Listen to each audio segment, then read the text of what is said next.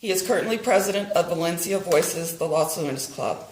Having won the District International contest, Jonathan will be representing District 23S in August at the World Champion of Public Speaking semifinals in Vancouver.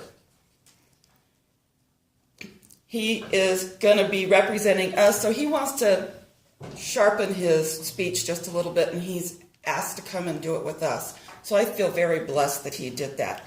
For everyone, his title of his speech is One More Chance.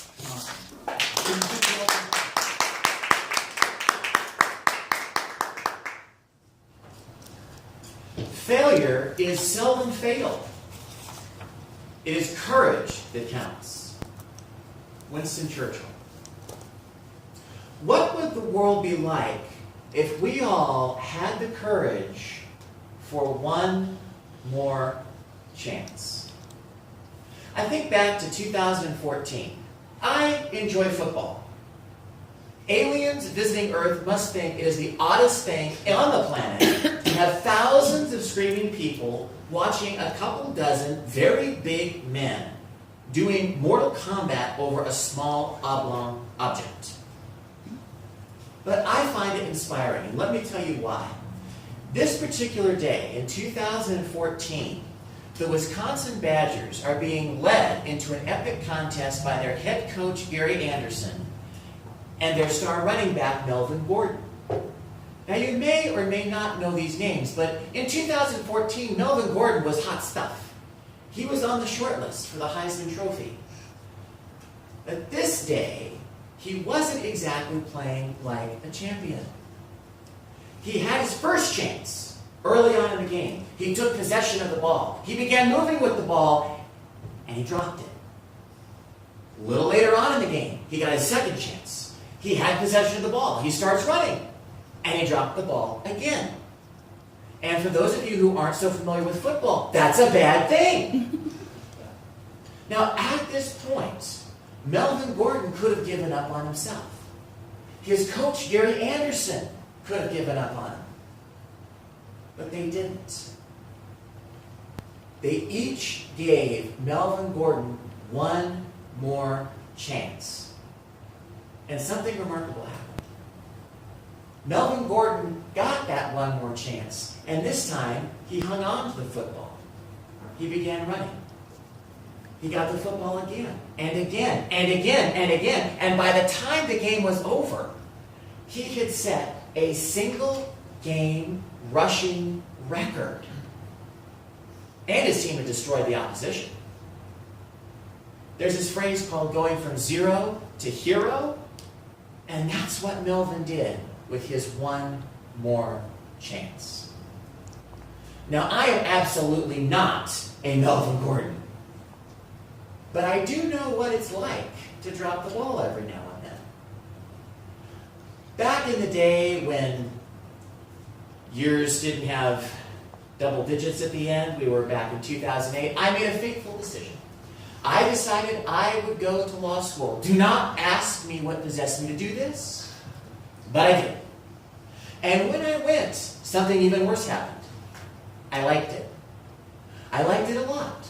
I did well. I was primed for success within the legal community.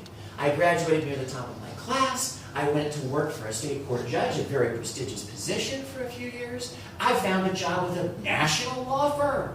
Big money, big cases. It looked like I was on my way. Except I was about to drop the ball. You see, when you're in a context like that, when you have to work with high-powered attorneys, communication is key. And sometimes, even when you're a Toastmaster, communication doesn't work so well. One of the law firm's partners called me into her office. She asked me to put together a spreadsheet for some complicated litigation. I set about producing the grandmother of all spreadsheets. Long, comprehensive, complete. And of course what she wanted was a summary.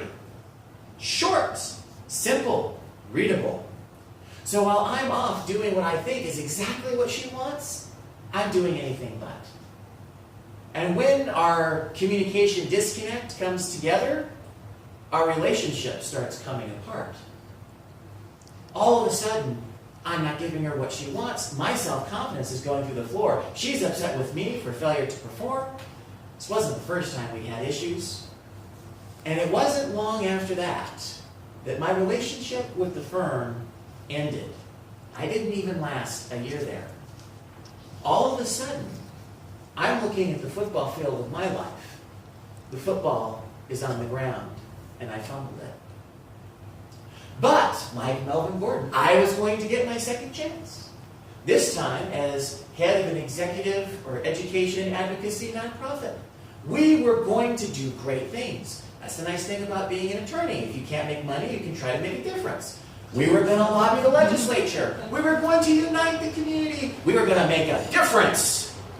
And we got off to a great start. We lobbied the legislature. We started uniting people. And on our way to making a difference, we ran out of money to do anything at all. We were putting the non in non-profit enterprise. So there I was again.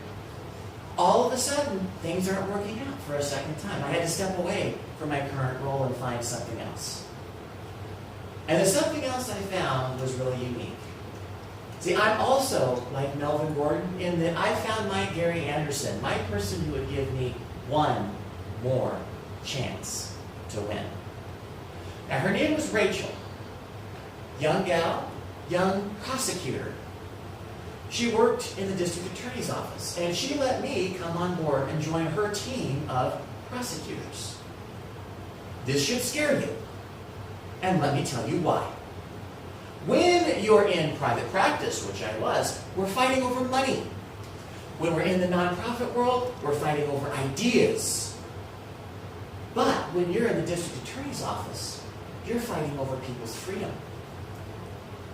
Because that's what we get to do. We get to take the bad actors off the streets of the community. That is one heavy football. And Rachel let me carry it. And we started winning. I went to trial in front of juries of members of the community. And they actually agreed with me. These people were guilty. It was a fantastic feeling. Our biggest success was taking a serial residential burglar off the streets. He broke into one couple's home every month for 5 months.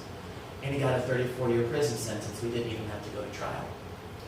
That's what I was able to do with my one more chance. And if we all gave ourselves and everyone else that one more chance to win, we might have found the courage to succeed. Mr. Toastmaster.